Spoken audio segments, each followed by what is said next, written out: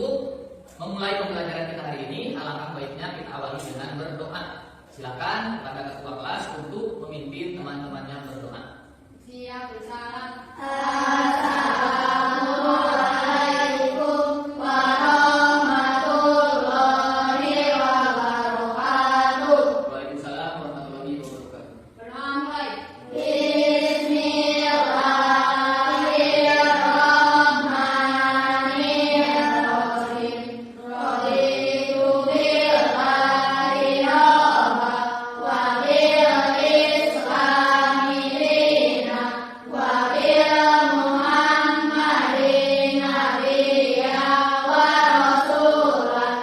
Rabbi zidni ilma warzuqni fahma bi rahmatika ya arhamar rahimin. Amin.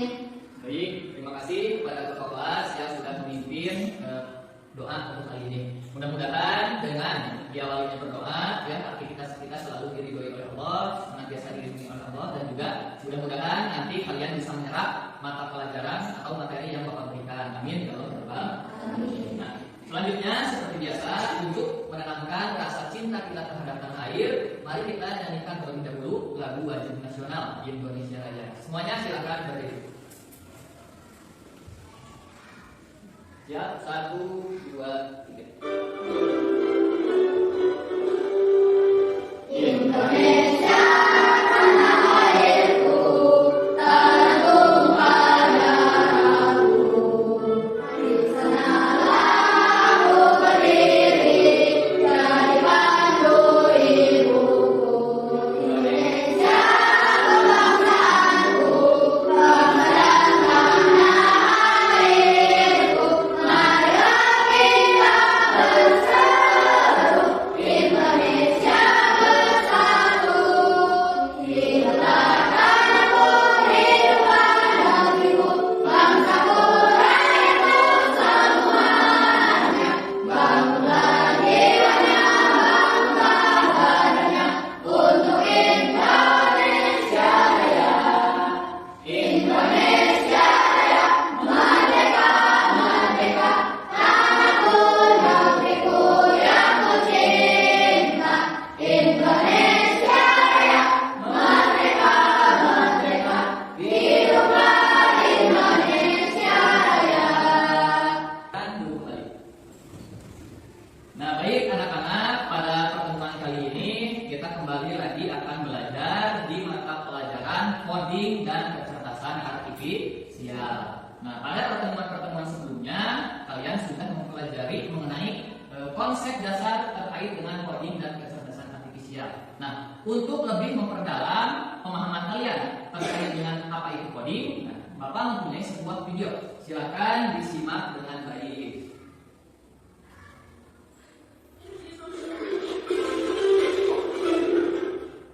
Pengenalan coding. Halo teman-teman hebat, pernahkah kalian membayangkan kalau kita punya robot di rumah, tapi robot itu hanya mau bergerak kalau kita memberikan perintah yang tepat. Kalau salah perintah, robotnya bisa bingung, bahkan tidak mau bergerak sama sekali. Nah, disinilah coding berperan. Yuk kita belajar bersama. Apa itu coding? Coding itu seperti menulis perintah. Perintah ini harus jelas dan huruf supaya komputer atau robot tahu apa yang harus dilakukan. Misalnya, kalau kamu ingin robotnya pulang dari, kamu harus memberi perintah seperti ini.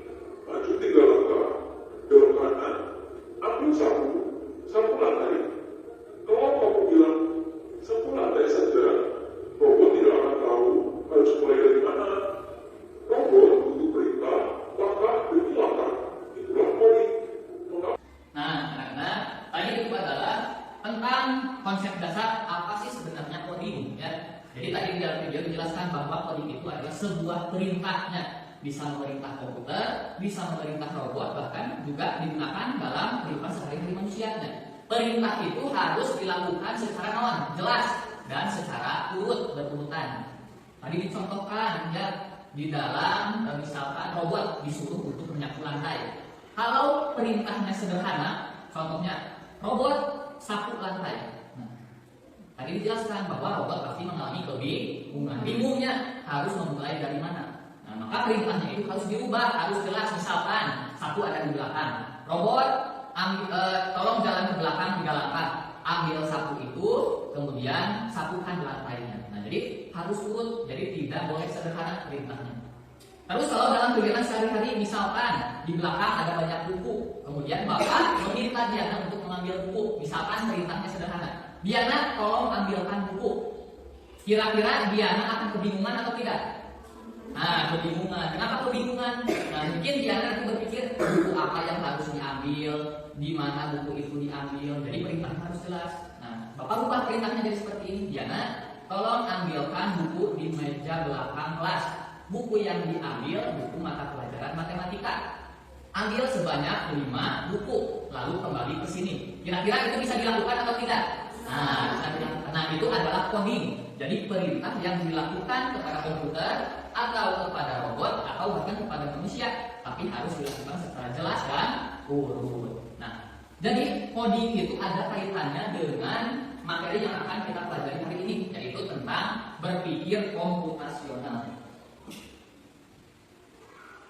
Nah, jadi hari ini kita akan belajar tentang berpikir komputasional. Ada yang pernah mendengar sebelumnya kata berpikir komputasional? Ada yang pernah mendengar?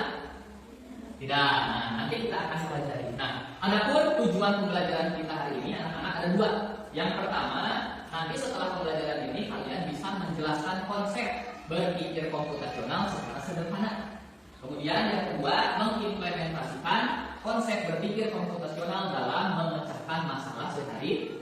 Jadi masalah sehari-hari kita itu berkaitan dengan coding. Secara tidak disadari oleh kalian, aktivitas kalian pun sudah termasuk ke dalam coding. Nanti kita akan pelajari lebih dalam.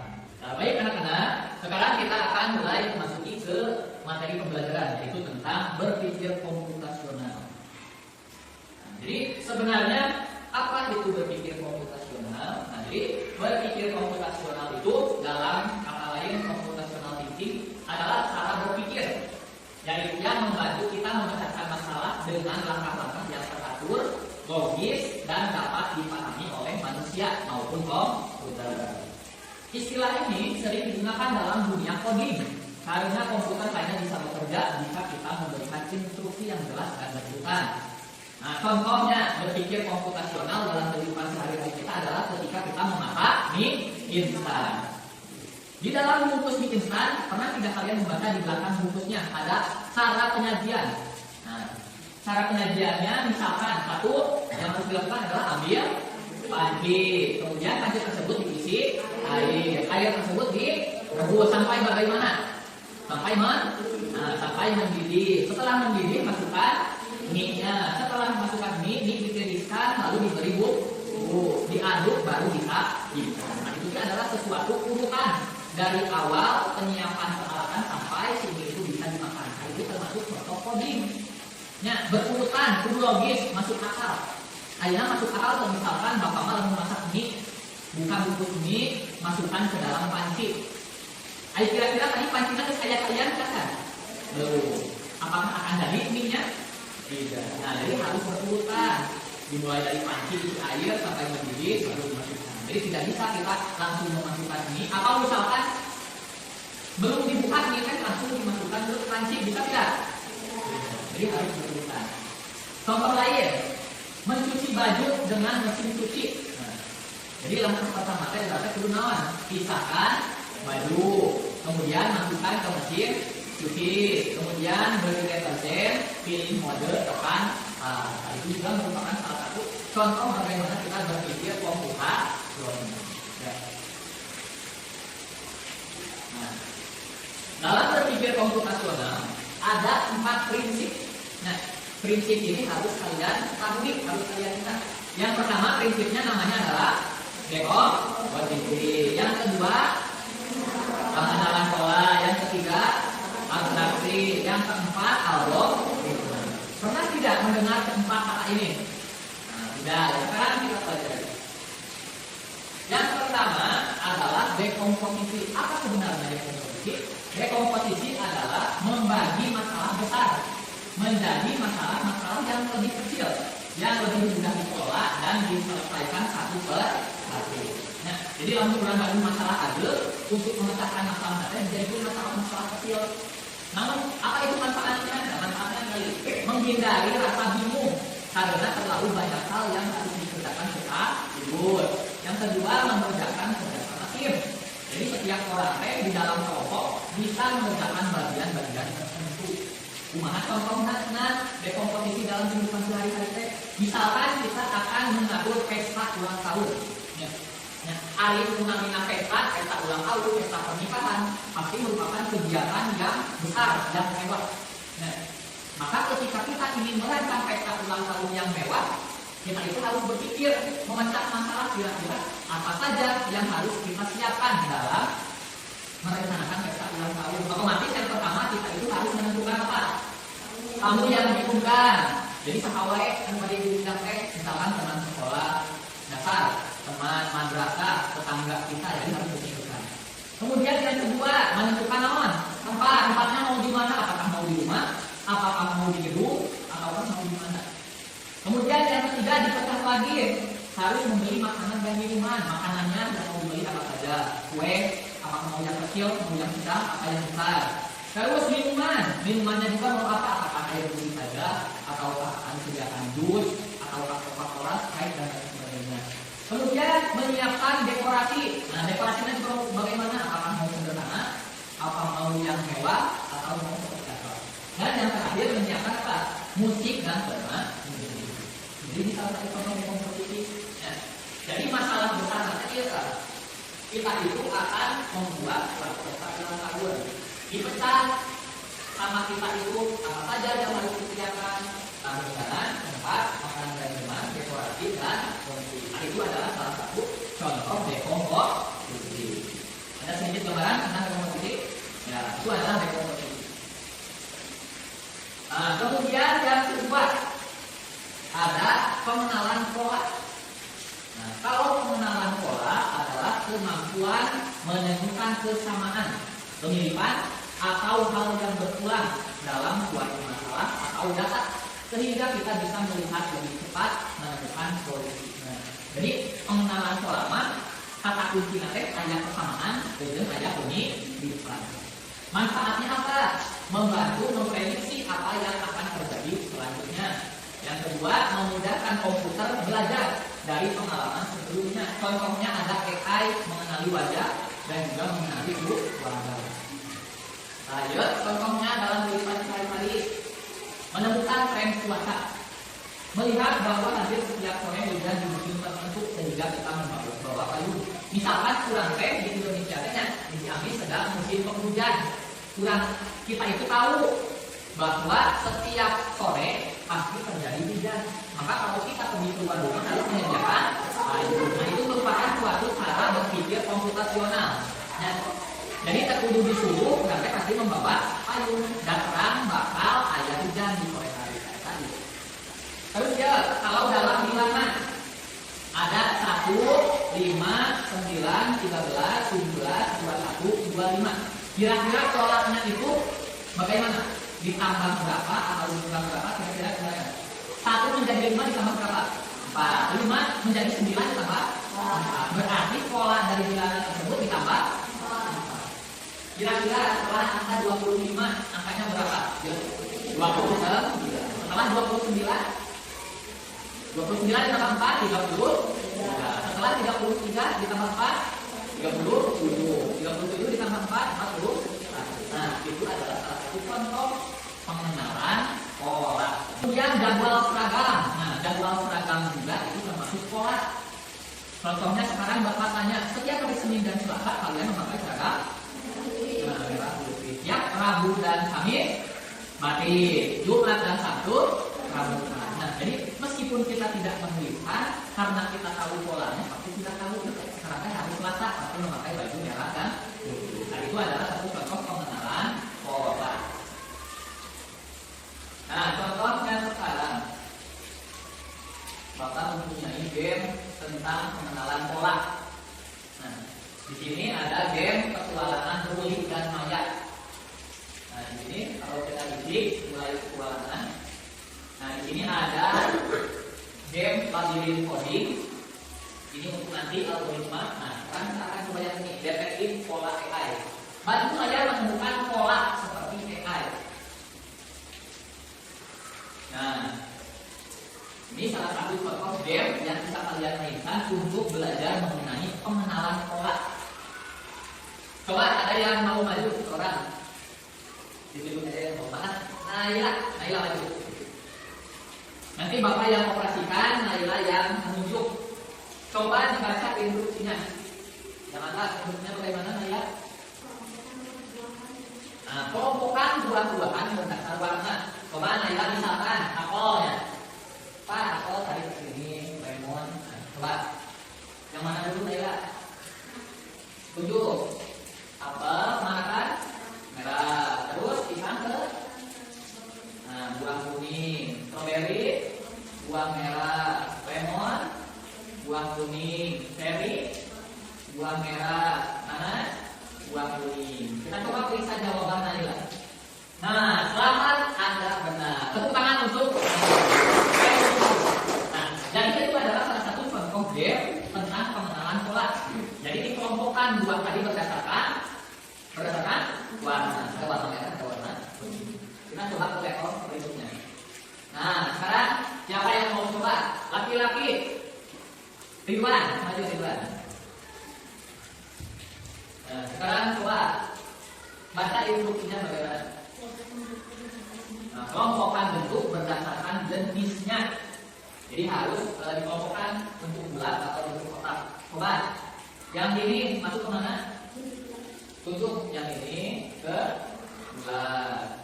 Yang ini kotak biru ke ini. Terus yang kuning tunjuk kemana? Bulat. Terus ya kotak. Terus yang hijau bulat. Yang kotak-kotak kotak. Yang lingkaran biru bulat. Yang merah kotak. Kita coba periksa jawaban. Ya betul. Nah, itu adalah salah satu contoh pengenalan pola. Nah, ini level 3. Jadi Bapak membuat game ini menjadi 10 level. Beda-beda levelnya. Misalkan ini kelompokkan hewan berdasarkan habitat. Habitat nanti kita ada hewan ada yang hidup di darat, ada juga yang di air. Kira-kira Gurita nanti masuk ke kelompok mana? Nah, masuk hewan air. Berapa? Ada ikan, air, harimau. Nah, jadi game-game yang sering kalian temui seperti ini, nah itu termasuk codingnya tentang pengenalan pola.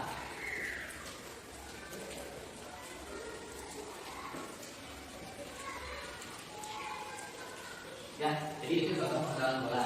Sudah paham ya pengenalan pola? Kita lanjut ke yang ketiga. Yang ketiga ada abstraksi. Abstraksi adalah kemampuan memilih informasi yang paling penting untuk menyelesaikan masalah dan mengabaikan detail yang tidak diperlukan. Jadi orang teh cuma memikirkannya di dalam pikiran itu hal-hal yang pentingnya saja. Nah, manfaatnya apa? Menghemat waktu dan tenaga. Yang kedua, menghindari kebingungan karena terlalu banyak informasi. Contohnya bagaimana dalam kehidupan sehari-hari? Nah, contohnya ini. Kita itu suka membuat daftar belanja. Pernah kalian belanja ke Jogja? Pernah ke misalkan ke AP? Nah, kalau kita belanja pasti harus membuat daftar belanja. Jadi menuliskan barang yang benar-benar dibutuhkan, tidak semua yang ada di toko. Jadi bahkan menjelaskan.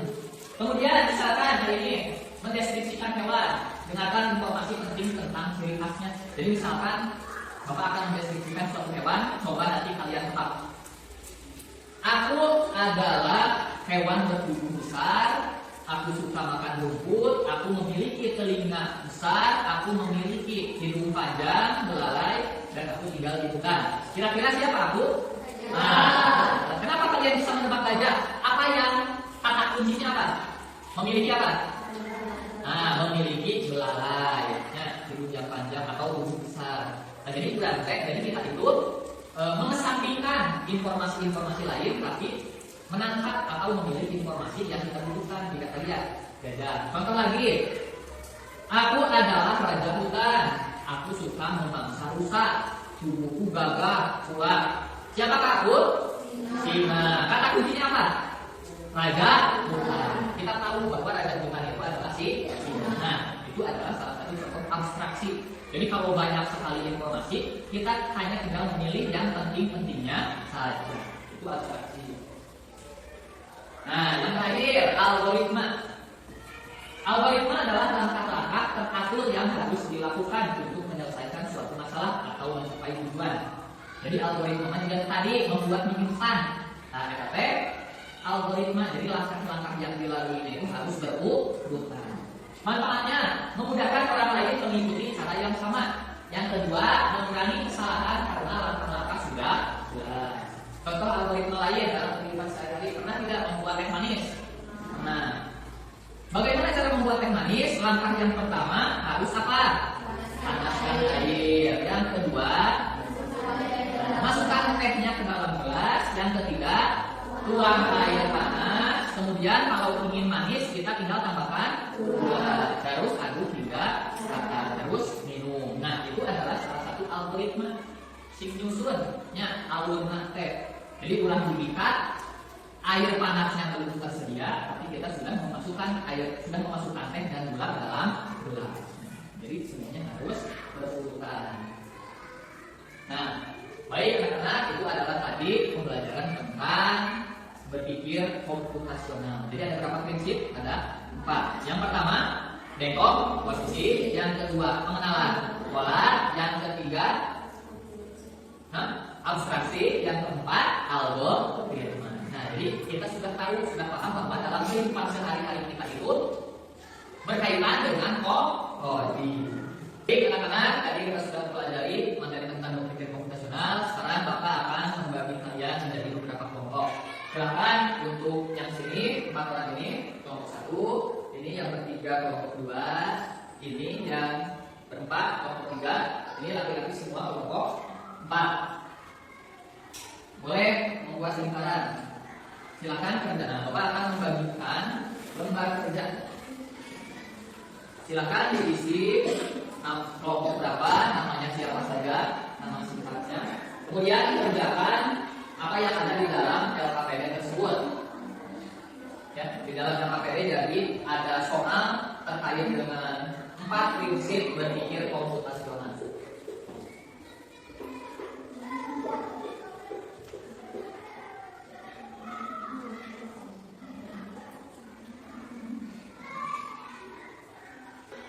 Masalahnya adalah kita akan mengadakan lomba di sekolah nanti bakal mengadakan lomba. Kira-kira apa saja yang harus direncanakan? Oh, kira-kira apa saja? Kan tadi kalau pesta ulang tahun, tempat, siapa yang diundang, makanan. Nah, kalau lomba kira-kira apa saja yang harus disiapkan? Lomba itu ada lomba naon juga lomba ikut. Berarti yang harus disiapkan misalkan memilih lomba apa saja, tulis nanti ayo.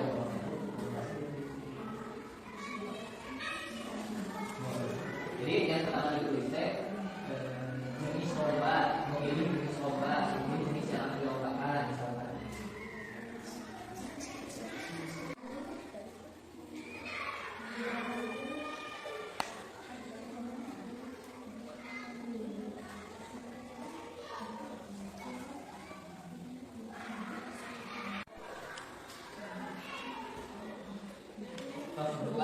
Biarlah tempat duduk dan lengkapi pola yang hilang.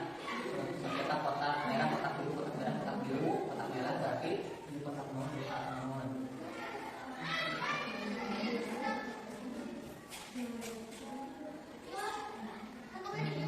Salam sedih berarti.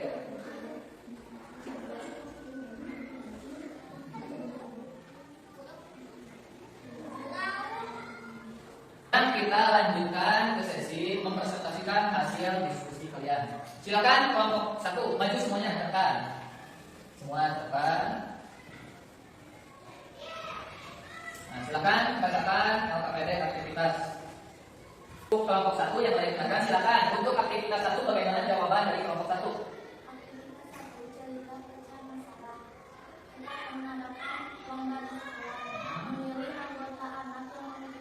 Nah, yang pertama memilih anggota anak, yang kedua memilih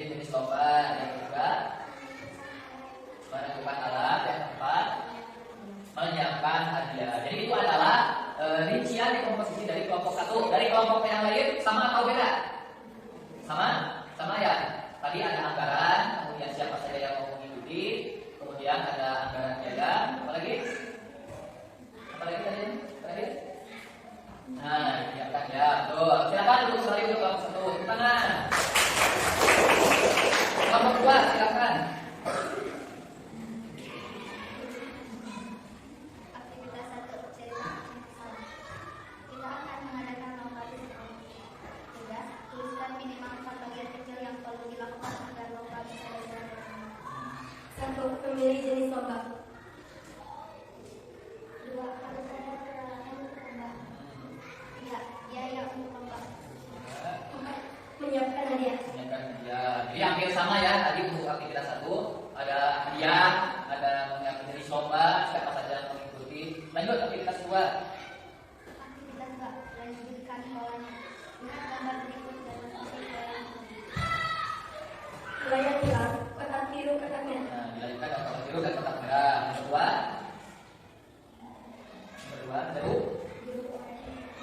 jeruk oren dan apel merah. Yang ketiga, 2, 4, 6, 8, 10, 12. nah 12 dan 14. Jawabannya apakah sama dengan kelompok yang lain? Sama? Sama. Tepuk tangan untuk kelompok 2. Ada keempat. Pilih informasi penting.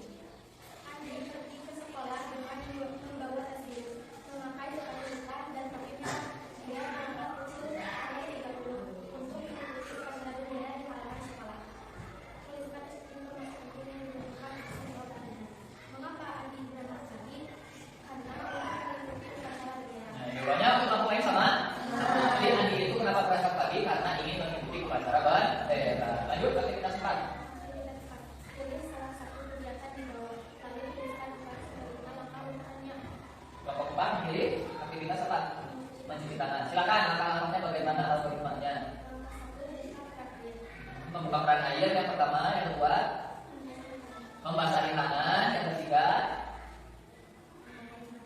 dipakaikan sabun tangannya, yang keempat, gosokkan kedua tangan, dan yang terakhir, bilas dengan air. Itu adalah salah satu contoh algoritma atau langkah-langkah ketika kita mencuci tangan. Beri tepuk tangan untuk kelompok tangan.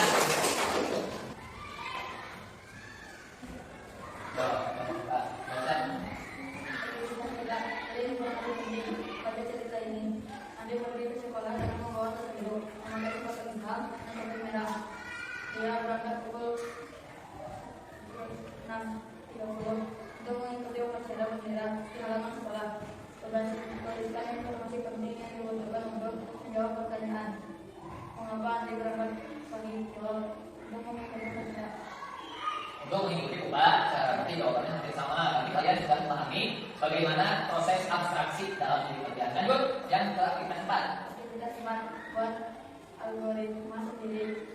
Pilih salah satu kegiatan di bawah, lalu tuliskan pembahasan dari dalam Kelompok 4 memilih menyikat gigi. Bagaimana langkah menyikat gigi? Kita gunakan langkah pertama, mengambil pasta gigi dan sikat gigi. mengambil pasta gigi dan sikat gigi. Yang kedua, Menuliskan pasta gigi dan sikat gigi. memoleskan pasta gigi ke sikat gigi. Yang ketiga, Mengambil air terus mengambil air terus kumur-kumur terlebih dahulu. Langkah keempat,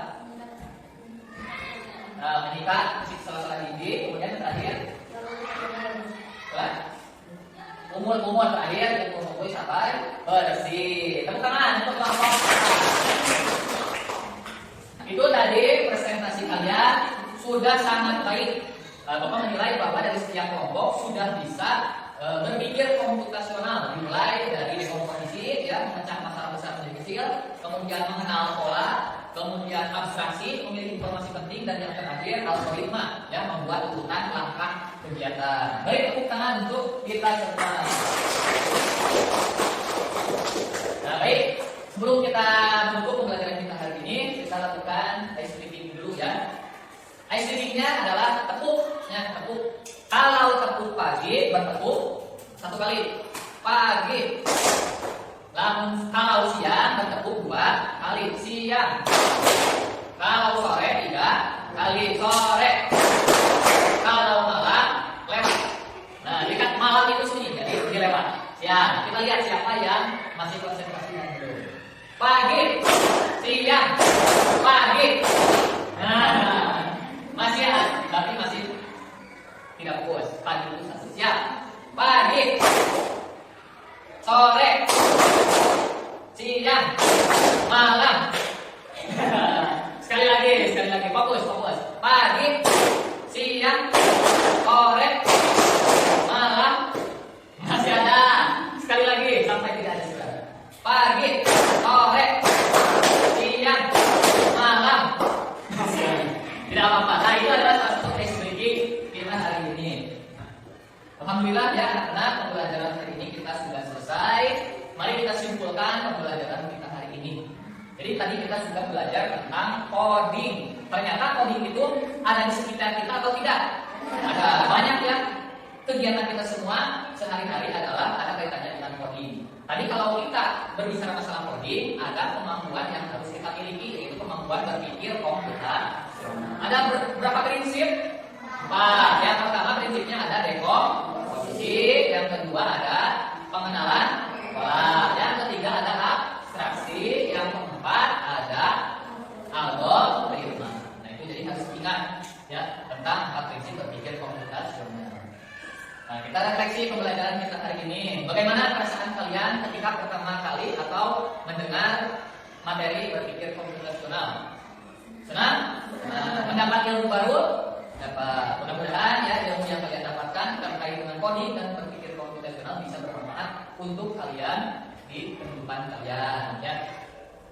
Terus, ya, sebelum ditutup, Bapak akan membagikan soal ya yang harus diisi oleh kalian. Diisi oleh masing-masing.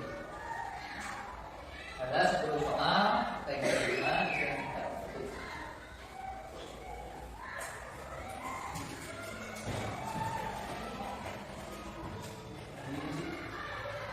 Baik anak-anak, alhamdulillah ya pembelajaran hari ini kita sudah selesai terkait dengan berpikir komputasional. Untuk menutup kegiatan pembelajaran hari ini, silakan kepada KM untuk berdoa bersama-sama.